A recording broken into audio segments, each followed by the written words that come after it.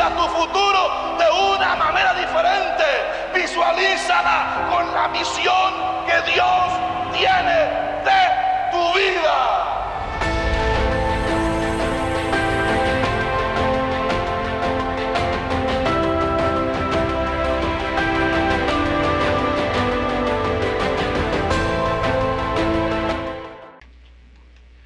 El mensaje que les voy a compartir esta noche vino a mi corazón de reflexionar sobre el hecho, y celebró la última Pascua con sus discípulos y estableció lo que nosotros vamos a practicar esta noche. Él dijo claramente que todo lo que se iba a hacer en la comunión, todo lo que nosotros hiciéramos al participar de la cena del Señor, iba a estar orientado y centrado al hecho de que Él dijo: lo haréis en memoria de mí. Eso dice el Señor Jesús.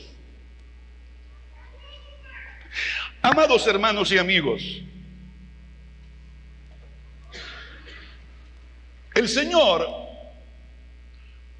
cuando me hizo reflexionar sobre esto, puso un pensamiento en mi mente en relación a lo que Cristo hizo para salvarlo a usted y a mí. ¿Cuántos son salvos esta noche? ¿Puede usted levantar su mano y decir: yo soy salvo? Por eso pude notar que mientras estábamos adorando al Señor con estos cantos, muchos de ustedes, muchos de nosotros estábamos llorando. ¿Por qué? Porque sabíamos que lo que estábamos cantando ha sido una experiencia en nuestra propia vida. Ahora bien, en el pasaje que leímos esta noche, hay una expresión que se repite 2 veces, y es esta: he aquí vengo, Dios, para hacer tu voluntad.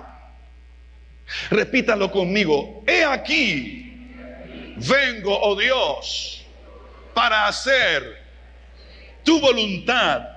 Repitámoslo una vez más: he aquí, oh Dios, vengo para hacer tu voluntad. Esta expresión, amados hermanos, habla de la primera cosa que Jesús tuvo que hacer para hacer una realidad la salvación que hoy usted y yo gozamos, y que se ha constituido en la base sólida sobre la cual descansa nuestra fe esta noche.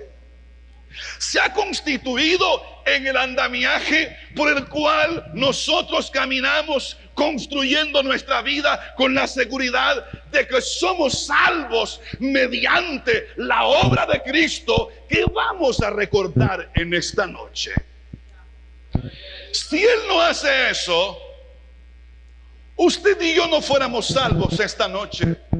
Si Él no hace eso, nosotros no estaríamos recordando. Es más, no tendríamos nada que recordar esta noche. Pero bendito sea el nombre del Señor, porque Él hizo esto. ¿Qué es esto? Es precisamente esto de lo que voy a hablarles, que me impactó profundamente cuando el Espíritu de Dios comenzó a desarrollar en mi espíritu el mensaje que les voy a compartir. Y de eso voy a hablarles esta noche, y lo voy a hacer con la ayuda del Señor bajo el tema: una decisión que le costó la vida. Repitan conmigo el tema: una decisión que le costó la vida. Una vez más, una decisión que le costó la vida. Yo quisiera que usted se metiera eso en su corazón, porque al pensar en esto, que la decisión que el Señor tuvo que tomar para salvarnos fue una decisión que le costó a Él su propia vida. Repitan solo ustedes el tema entonces. Espérense. Cuando yo cuente 3, dicen el tema. 1, 2 y 3. Muy bien. En primer lugar, cuando yo leí esto, y es lo primero que quiero compartir con ustedes, descubrí que esta expresión que el escritor de la carta a los Hebreos incluye en esta carta, cuando dice en el verso 5, por lo cual entrando en el mundo dice, sacrificio y ofrenda no quisiste, mas me preparaste cuerpo, holocaustos y expiaciones por el pecado no te agradaron. Entonces dije, he aquí que vengo, Dios, para hacer tu voluntad, como en el rollo del libro está escrito de mí. Lo primero que descubrí fue que esta es una cita de un salmo. Vaya usted conmigo al libro de los Salmos. En el Salmo 40, quiero que usted lea conmigo los versos 6, 7 y 8. Y usted va a encontrar que este salmo dice literalmente así: sacrificio y ofrenda no te agrada, has abierto mis oídos, holocausto y expiación no has demandado. Entonces dije, he aquí vengo, en el rollo del libro está escrito de mí, y tu ley está en medio de mi corazón. Présteme su atención, por favor. La primera cosa que me llamó la atención de este salmo es ¿por qué? Cuando el escritor de la carta a los Hebreos está hablando del sacrificio de Cristo, de su obra redentora, ¿por qué el escritor de la carta a los Hebreos incrusta y por qué mete esa cita de ese salmo al estar desarrollando el tema del sacrificio de Cristo? Entonces, lo primero que me llamó la atención de este salmo es su autor. ¿Qué dice el encabezado en su Biblia? ¿Quién fue el autor del Salmo 40? Ahora, ahondando un poquito en el trasfondo de este salmo, porque hermanos, cuando David escribía un salmo, era un salmo que lo escribía por inspiración de Dios, y en él plasmaba sus experiencias vividas en su relación personal con Dios, donde él describía las formas en que Dios intervenía en favor de su vida. Ahora óigame bien, cuando David escribió estas palabras del Salmo 40, David está viviendo una serie de experiencias negativas.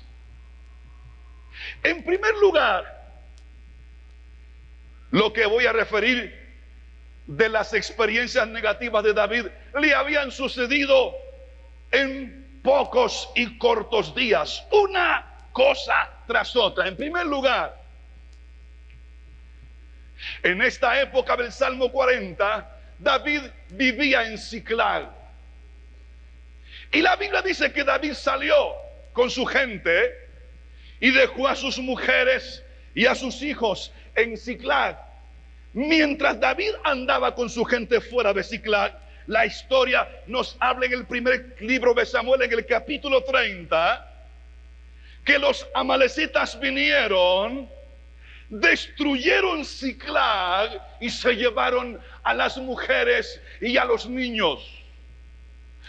La historia nos muestra que cuando los hombres de David llegaron a ese lugar, se llenaron de amargura, óigame, contra David y dicen: por causa tuya, David, nuestras mujeres han sido llevadas cautivas. Y la Biblia dice que entonces los hombres de David se le estaban volteando a David. El pasaje nos informa que David se fortaleció en Dios y Dios lo ayudó a salir adelante en esa crisis.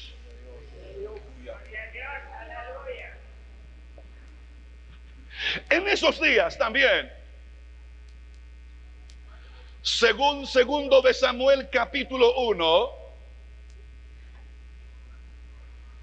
Saúl y los ejércitos de Israel habían sido destruidos, habían sido atacados. Los ejércitos de Israel habían sido derrotados y Saúl y su hijo Jonatán, a quien él amaba profundamente, habían muerto en Gilboa. Cuando David vive eso, toma, no sé con qué escribió, pero escribió estas palabras: pacientemente esperé a Jehová, y se inclinó a mí y oyó mi clamor. Bendito sea el nombre del Señor. Y me hizo sacar del pozo de la desesperación, del lodo cenagoso, y luego puso mis pies, pero bendigan el nombre del Señor, sobre peña, y enderezó mis pasos. ¿Cuántos dicen gloria a Dios? Este poema en sí, o este salmo, hermano, de una manera clara, David lo escribe para plasmar en él, hermanos, la perspectiva tremenda que el hombre tiene cuando éste confía en Dios. No teme que vaya a ser destruido por sus enemigos, no teme que vaya a ser aniquilado por sus enemigos, sino que Dios finalmente tomará su vida y la sacará de cualquier circunstancia, por muy difícil que ésta sea, y lo va a colocar sobre un lugar seguro.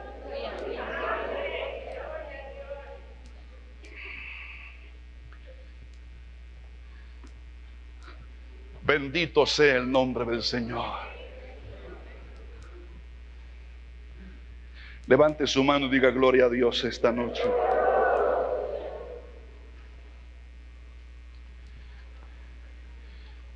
David aquí expresa su total dependencia de Dios. Y este salmo es una expresión de la seguridad que se tiene de que uno va a ser liberado por Dios de todo mal y de toda circunstancia difícil por la que uno pase. ¿Me está oyendo, hermana? Versos 6, 7 y 8. Estamos diciendo que es un salmo de David. Estamos escarbando en la palabra. ¿Por qué el escritor de la carta a los Hebreos, cuando habla del sacrificio de Cristo, de la obra redentora que vamos a recordar hoy, estamos hablando de por qué lo cita? Por eso estamos escarbando el salmo, que muestra la esperanza que el hombre que pone en Dios su confianza tiene, de que Dios lo va a librar de todo mal. Óigame, David está recalcando su obediencia irrestricta a Dios, aun cuando estén sucediendo cosas que a veces él no entiende. Hace 8 días el hermano Rafael nos habló sobre el tema cuando las cosas que Dios hace no tienen sentido. Pues óigame, cuando David dice estas palabras del verso 6, 7 y 8, que son las mismas que cita el escritor de la carta a los Hebreos, Él está recalcando su obediencia irrestricta a Dios. Aun cuando él no entienda por qué Dios permite, óigame, que Siclag sea destruido por los amalecitas, a los cautivos. Él no entiende eso. No lo entiende. Pero dice: Señor, sacrificio y ofrenda no te agrada. ¿Me está oyendo? Dice: has abierto mis oídos. Holocausto y expiación no has demandado. Algunos han malinterpretado esto, diciendo que aquí el Señor está descartando los sacrificios y las ofrendas que el Señor mismo estableció en el Antiguo Testamento. No, Él no está haciendo eso. ¿Sabe qué es lo que está diciendo David? Dice: Señor, entiendo que lo que tú quieres es el amor y la entrega del corazón más que sacrificios. Amén. ¿Ustedes se recuerdan lo que Samuel le dijo a Saúl cuando desobedeció? ¿Se acuerdan que le dijo? Saúl, el obedecer es más agradable a Dios que el ofrecer sacrificios y holocaustos. Esta noche mi Señor está aquí en medio de nosotros. Y saben una cosa, hermanos, Dios está aquí no para vernos por encima. Él está aquí para esculcar nuestro corazón. ¿Me están oyendo? Está aquí no para ver cómo veniste vestida, mujer, no. Él está aquí para ver cómo está tu interior. Porque muchas mujeres se preocupan de hacerse los colochos, de echarse perfumes, de arreglarse, y se olvidan que lo más importante es venir con como dice el apóstol San Pedro, con el interior bien arreglado, bien ordenado delante del Señor. Porque a veces lo que aparentamos por fuera no lo tenemos por dentro. Mientras nuestra vida exterior está bien adornadita, por adentro todo está desordenado. Aleluya. Aleluya. Y Él está viendo más.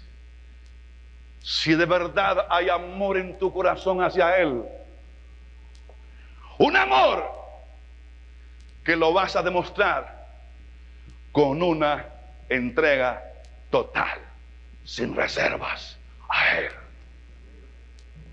Y le vas a decir: Señor, me rindo a ti sin condiciones.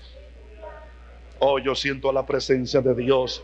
Dale gloria a Dios, pueblo, y a su nombre. Él dice en el verso 7: entonces dije, he aquí vengo. En el rollo del libro está escrito de mí: el hacer tu voluntad, oh Dios mío, me ha agradado, y tu ley está en medio de mi corazón. De ningún hombre Dios dijo esto. David es un hombre conforme a mi corazón. Y si está registrado en la palabra, es verdad. David era un hombre conforme al corazón de Dios. Ahora, escúcheme esto. ¿Qué es lo que David está diciendo concerniente a su experiencia acá? Cuando él dice: oh Señor, he aquí vengo en el rollo del libro está escrito de mí, el hacer tu voluntad, Dios mío, me ha agradado, y tu ley está en medio de mi corazón. Simplemente está poniendo en evidencia su irrestricta obediencia a Dios. Él ha entendido que Dios, más que sacrificios, quiere su amor y la entrega de su corazón a Él. Entonces Él dice: Señor, yo estoy dispuesto a dedicarme hacer la obra que tú quieres que yo haga. Y la voy a hacer porque te amo. La voy a hacer no porque me paguen. Lo voy a hacer porque me he decidido a hacerte una entrega total de mi vida. Mi vida ya no me pertenece. Mi vida es tuya, Señor. Oh, bendigan el nombre del Señor. Quiera Dios que esta noche esa expresión salga de nuestras gargantas como una confesión de nuestro corazón. Denle un aplauso al Señor, por favor, esta noche.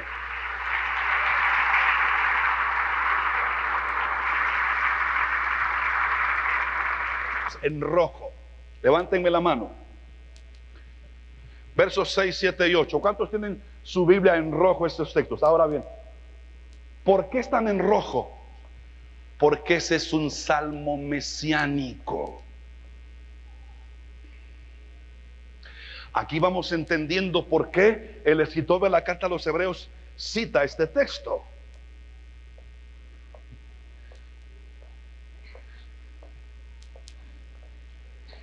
¿Qué son los salmos mesiánicos?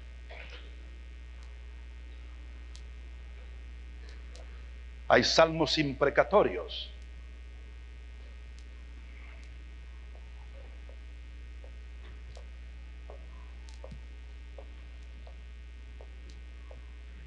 ¿Me está oyendo?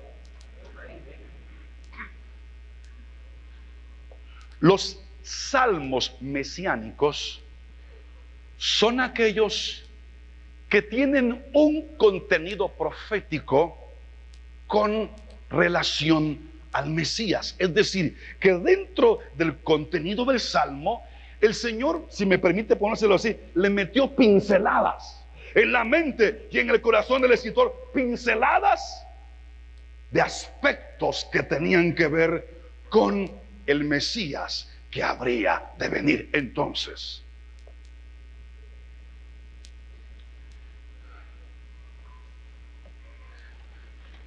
cuando el escritor de la carta a los Hebreos lo menciona, lo mete dentro de la doctrina de la obra sacrificatoria de Cristo y redentora.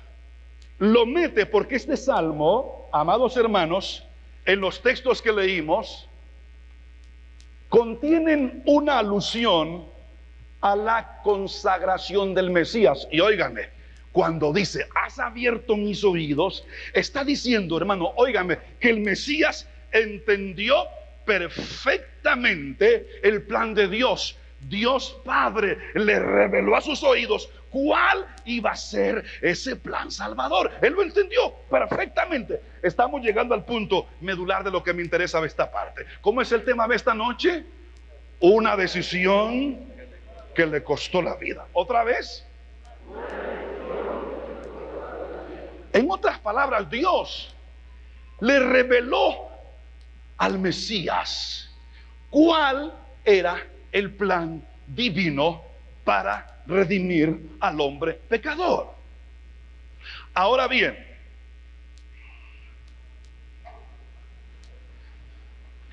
cuando dice el texto, Señor,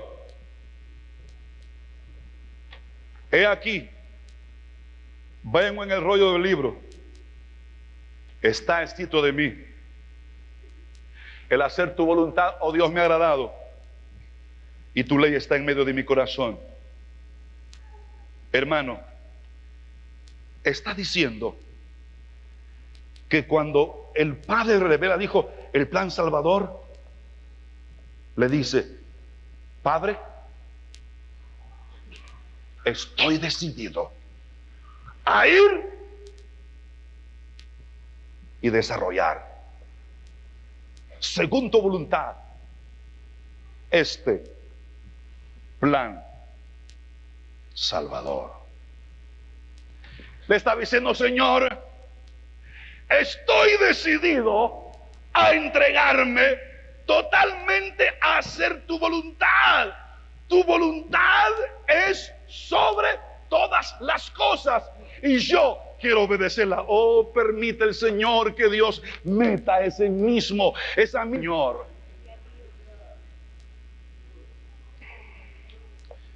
He decidido en mi corazón entregarme en mi vida. No quiero estorbar tus planes. No quiero ser yo el primer estorbo. Señor, yo quiero entregarme a hacer tu voluntad. ¿Estamos dispuestos a decirle eso hoy al Señor al recordar lo que Él hizo por nosotros?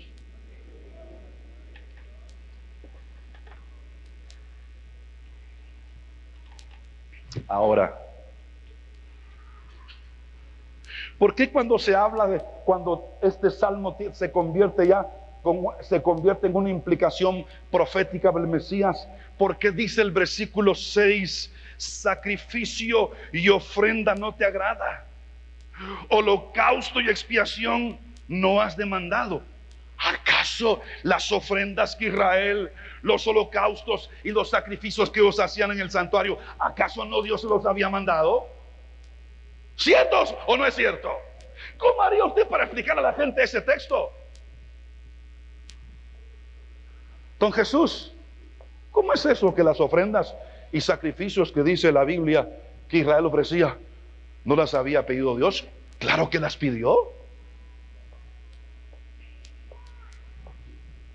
Él le reveló a Moisés, dijo: Moisés, le dirás al pueblo qué tipo de ofrenda, qué clase de sacrificio me traerán de acuerdo a la gravedad del pecado cometido. Así será el sacrificio y la ofrenda. ¿Y por qué dice aquí, cuando tiene una implicación mesiánica, Señor,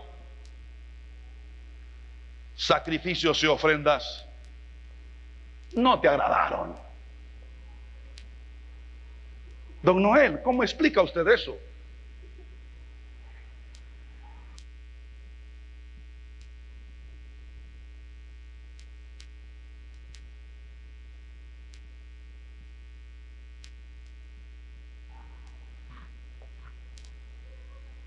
Doña Isabel,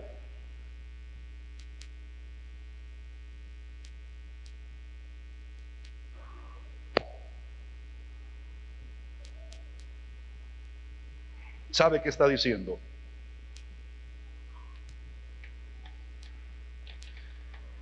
Aleluya. Que el sacrificio que Jesús iba a hacer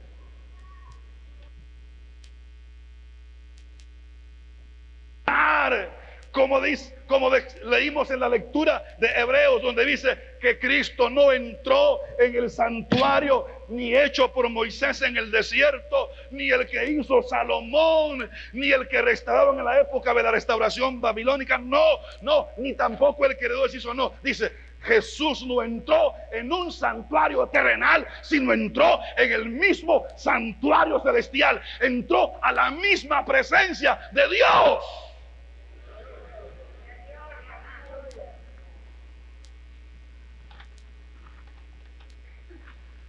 La ofrenda del Mesías fue suprema.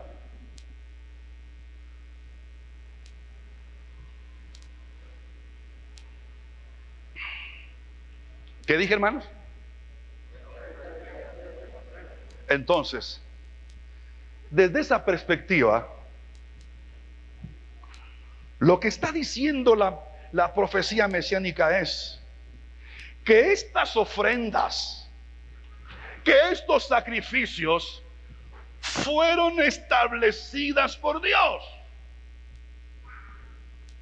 Primero, nadie podía entrar al santuario, nadie podía acercarse a Dios en oración si no era a través de una ofrenda o sacrificio. Hermanos, ¿cuál era el primer mueble que estaba en el santuario cuando uno entraba allí? ¿Cuál era el primer mueble? No, estaba el altar del sacrificio.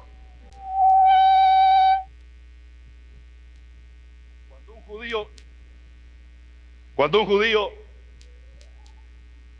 entraba al santuario, lo primero con lo que se encontraba era con el altar de sacrificio. Le decía al sacerdote, tú no puedes entrar a adorar a Dios sino a través de un sacrificio. Es decir, si Dios las estableció, significa que tenían un lugar. En el acercarse el hombre a Dios, cumplían una función. Esos holocaustos, esas ofrendas, esos sacrificios, óiganme mis hermanas, cumplían una función, tenían un lugar. Dios se lo dio.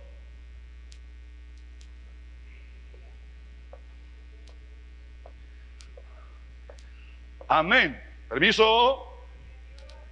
Se cojan sus piecitos y no los machuco. Siéntense bien aquí. Estableció estas ofrendas, holocaustos y sacrificios como un culto transitorio. Es decir, no se establecieron para que quedaran permanentemente. ¿Por qué? Porque venía algo mejor. Pero digan gloria a Dios, hombre. Si no, hermanos, mire, qué problema tendríamos nosotros. Hermano David, ¿se imagina usted venir con una vaca esta noche al culto? Jacobo, ¿dónde metería usted los becerros para traerlos al servicio y sacrificarlos en el altar?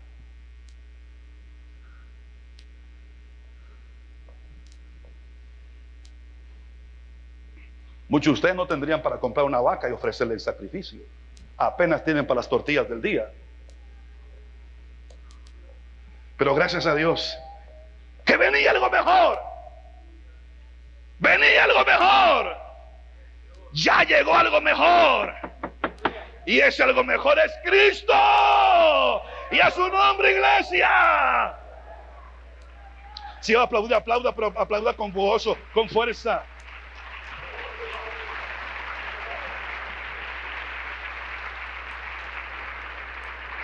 ¿Sabe qué está diciendo la profecía mesiánica? Que esas ofrendas no podían satisfacer plenamente la justicia de Dios. ¿Sabía usted que eso, lo de los sacrificios, era algo que se hacía continuamente?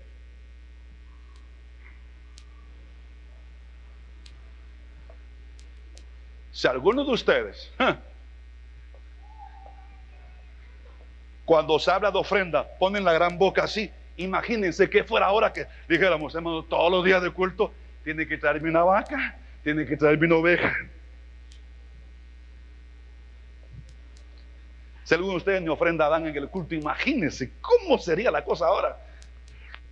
Los tacaños agarrados deberían estar más contentos y decirle gracias, Señor, porque ya no tengo que estar trayendo vacas todos los días.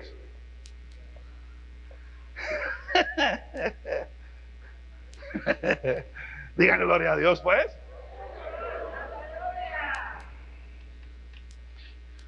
Óigame, estas ofrendas, holocaustos y sacrificios no hacían una expiación completa por el pecado. Óigame, era incompleta la expiación que hacían. Por eso había que ofrecerlo continuamente.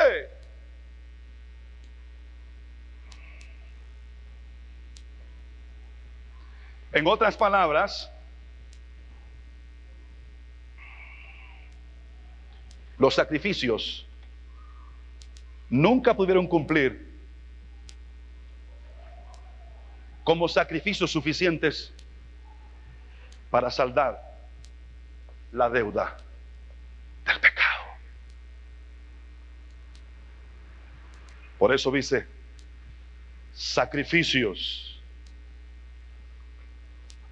y ofrenda no te agrada. Holocausto y expiación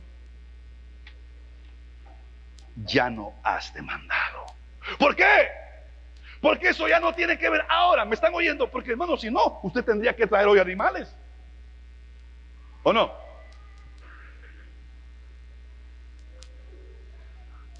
Al construir templos hoy tendríamos que hacer un lugar especial. cosas que ustedes tendrían que traer para los sacrificios, pero ya no. Eso ya no lo demanda Dios. ¿Por qué? Porque la ofrenda de Cristo es suprema. La ofrenda del Mesías sería suprema. Denle gloria a Dios esta noche. Óigame, aunque en el plan de Dios, óigame, Dios reveló a Israel que tenían que ofrecer holocaustos, ofrendas y sacrificios. En el plan redentor, óigame, el sacrificio del Mesías sería supremo sobre todas las cosas. ¿Por qué sería supremo? Simple y llanamente porque la plena, la total y final satisfacción de la justicia divina se cumpliría en el sacrificio del Mesías. Sacrificio que esta noche nosotros estamos recordando, y la recordamos con gozo, la recordamos con gratitud, la recordamos con alabanza, la recordamos con adoración. ¿Cómo es el tema de esta noche, mujeres? Una decisión que le costó la vida. Hermanas, nosotros en este caminar de la vida cristiana muchas veces tendremos que tomar decisiones, pero no decisiones a tal grado que nuestra vida esté en juego. Cuando mi Señor Jesús, hermanas, tomó esta decisión, Él sabía que esa decisión le iba a costar la vida. Oh Dios, quita lo primero y establece lo último. Aquí estoy. Quiero hacer tu voluntad. Vayamos a Hebreos ahora, 10, por favor.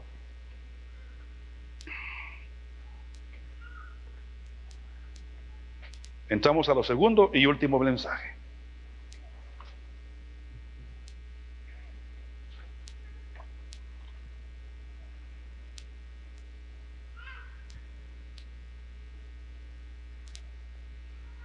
Dios le dice a su hijo: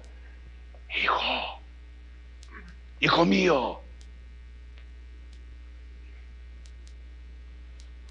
si quieres ir a salvar al hombre, hijo mío,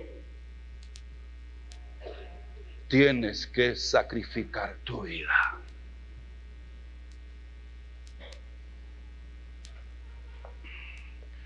Dios le habló al oído a su hijo, le dijo: hijo mío,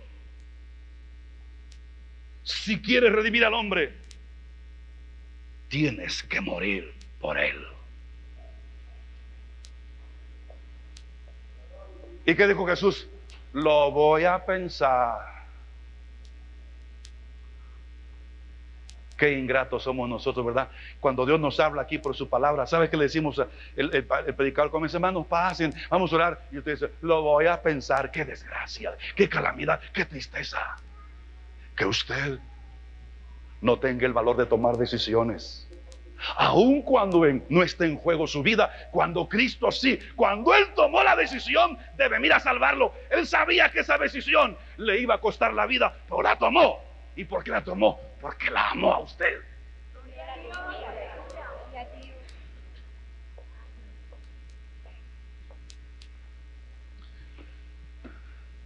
Yo encuentro en la palabra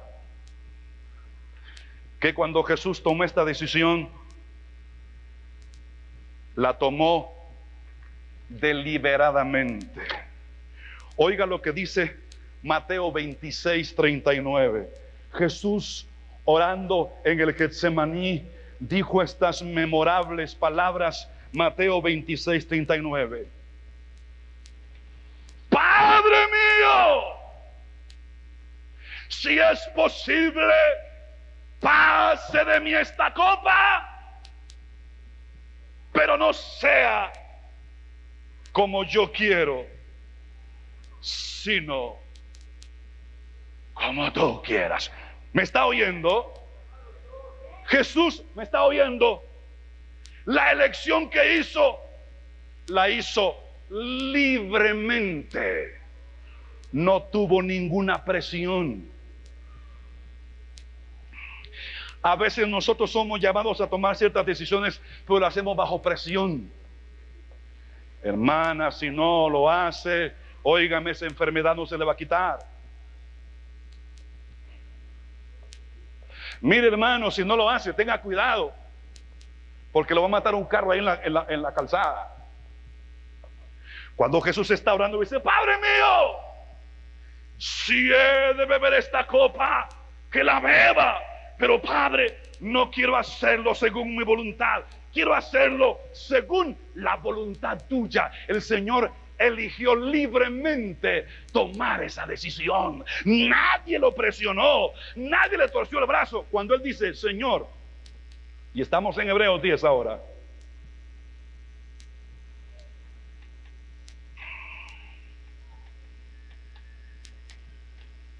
he aquí vengo, Dios, para hacer tu voluntad. Quítalo primero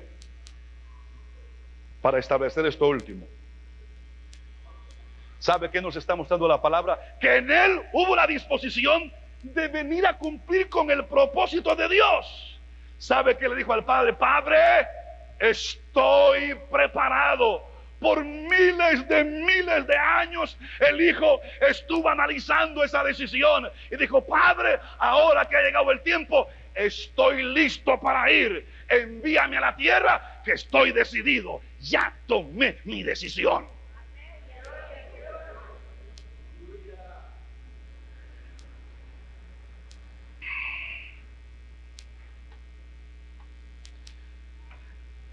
Estuvo decidido a venir y hacerlo. Jesús sabía lo que le esperaba. Isaías dijo: el Mesías será un varón de dolores, experimentado en quebranto. Su rostro va a ser desfigurado. Su cuerpo literalmente va a ser molido en la prensa del sufrimiento. Jesús lo sabía y dijo: voy, Padre, voy, seguro que voy. ¿No le toca eso a usted, hermano, saber que Jesús tomó esa decisión aun cuando Él sabía que le iba a costar la vida? ¿No le toca a usted? A mí sí me toca y me impacta y me desafía.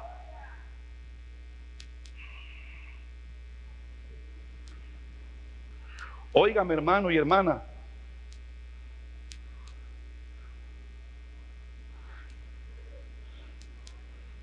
la entrega de Jesús, la entrega de su vida, fue una entrega voluntaria. Oiga lo que dice San Juan 10. Busque San Juan 10, por favor.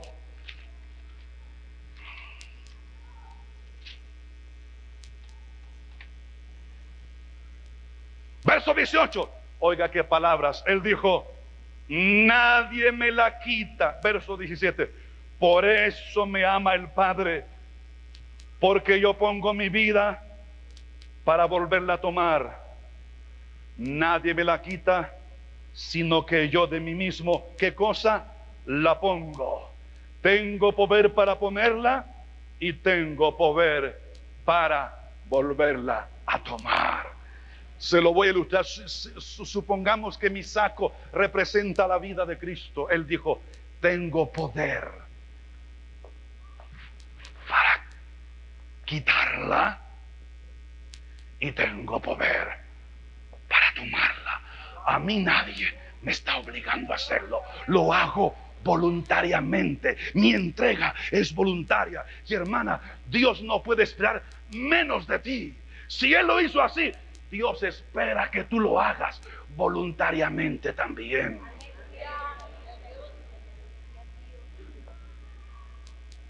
Hermano, tú no tienes que esperar Óyeme, que Dios tome un látigo y te diga: o me entregas tu vida o te latigueo. Tú no tienes que esperar eso. Tienes que decirlo: Señor, no es necesario. Voluntariamente te entrego mi vida. No tienes que amenazarme con el látigo, ni tampoco tienes que amenazarme con el infierno. No, Señor, te la entrego voluntariamente. ¿Por qué? Porque te amo. Te amo. Te amo, Señor. Te amo. Denle un aplauso al Señor, pues, fuerte ese aplauso. Óigame.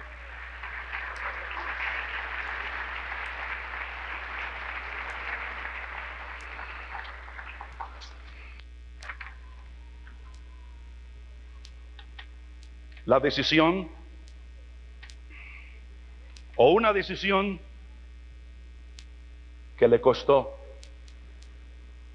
la vida. Repitan todos el tema, por favor.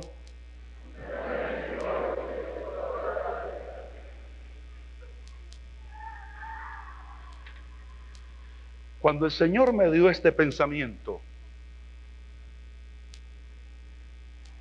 Él atrajo mi atención a la manera y la condición en que Cristo enfrentó aquello que era la voluntad de Dios. Busque Lucas 9, por favor.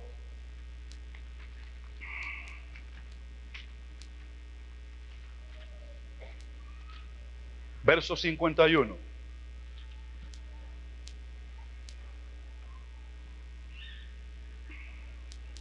Amén. ¿Qué dice ahí? Cuando se cumplió el tiempo en que él había de ser recibido arriba, ¿qué dice, hermano? Comenzó a esconderse.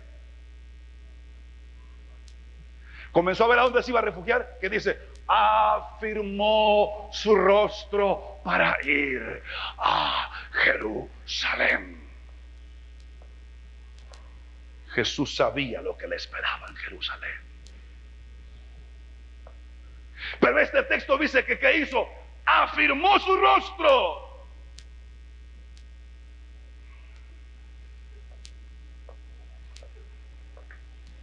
Amén, hermanos. Afirmó su rostro. Alguien comentó este día que los que estudian derecho caminan torcidos.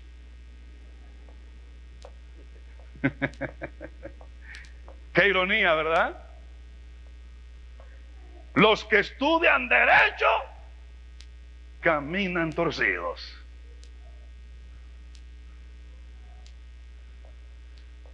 Pero en este caso, Jesús había dicho: Padre, yo voy. Y hermanos ancianos, cuando llegó la hora de la verdad, Jesús no le sacó la vuelta al asunto. Dice que afirmó su rostro, dijo: vamos a Jerusalén.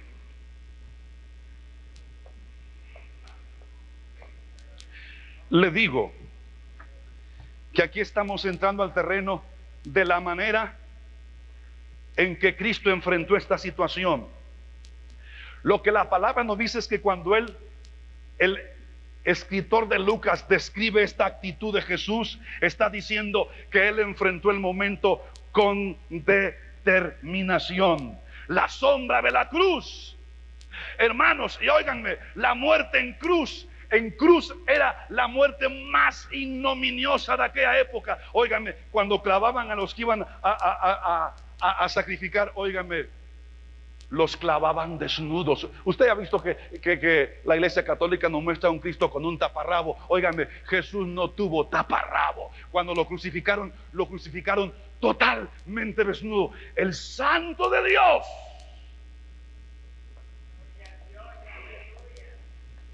el inmolado de Dios, pasando una vergüenza pública. Él sabía que eso le esperaba.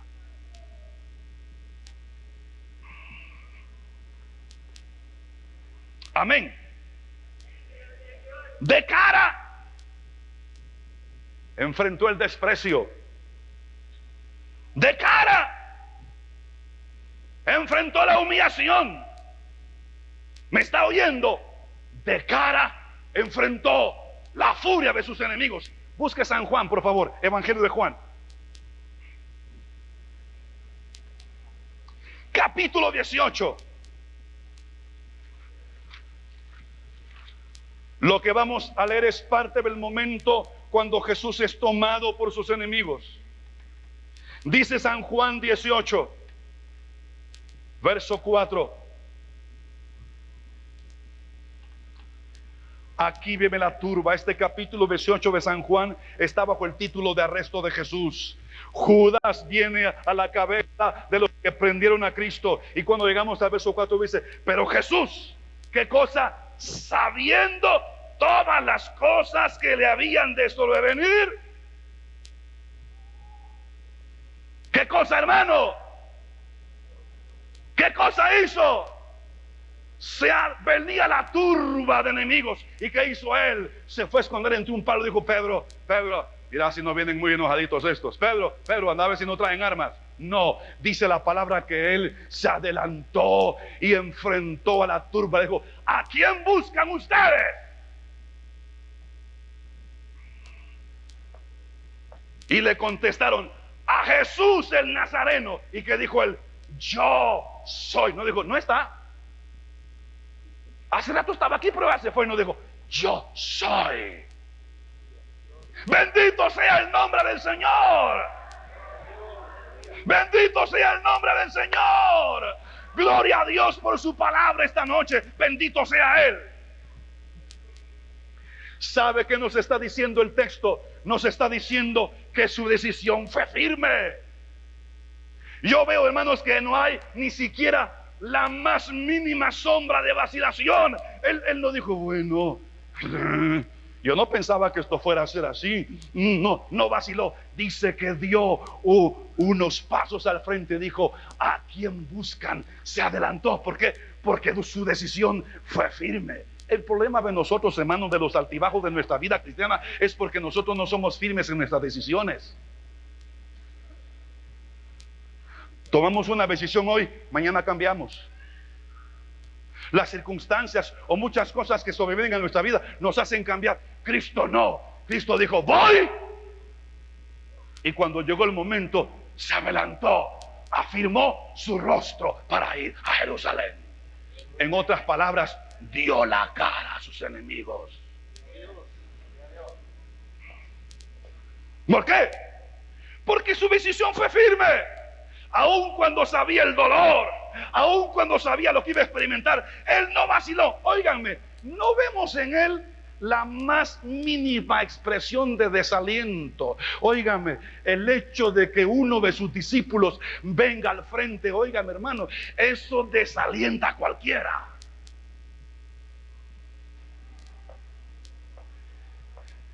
¿Cómo reaccionaría yo si mañana ustedes, hermanos, se levantan contra mí y me sacan de esta iglesia? ¿Cómo creen ustedes que reaccionaría yo? Diría: ¡ala, qué bárbaro! Hermano Lisandro, el más viejo de todos, ¡qué pura lata! ¡ala, no! Y ese Roberto a quien yo casé, a quien le hice tantas cosas, ¿cómo es posible que se levantó contra mí? ¿Cómo es posible que Danilo, a quien yo le otorgué confianza haciéndolo secretario de la iglesia, cómo es posible que me traicionó? Y yo diría: y Virgilio, que acaba de venir, ¿cómo es posible que se levante contra mí? Así hubiera resonado yo. Pero Jesús no, óigame, no se desalentó. Vio al Judas que venía al frente y él salió al frente. Dijo: nada me va a desalentar. Mi decisión es firme. Alabado sea el Señor. He tomado una decisión, aunque me va a costar la vida, pero es firme mi decisión. No me echo para atrás. Gloria a Dios. Aleluya.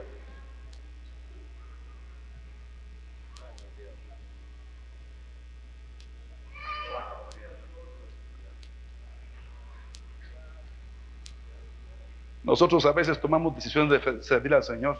¿Cómo no le voy a servir? Lo voy a dejar todo por amor al Señor. ¿Y cómo no? Hermano, pero al poco tiempo le damos la vuelta y decimos, bueno, las cosas no salieron como yo pensaba y necesito comer, necesito vestir, necesito casar. Así que, Señor, perdóname, pero voy a buscar trabajo otra vez. ¿Y qué pasó con tu decisión, pues?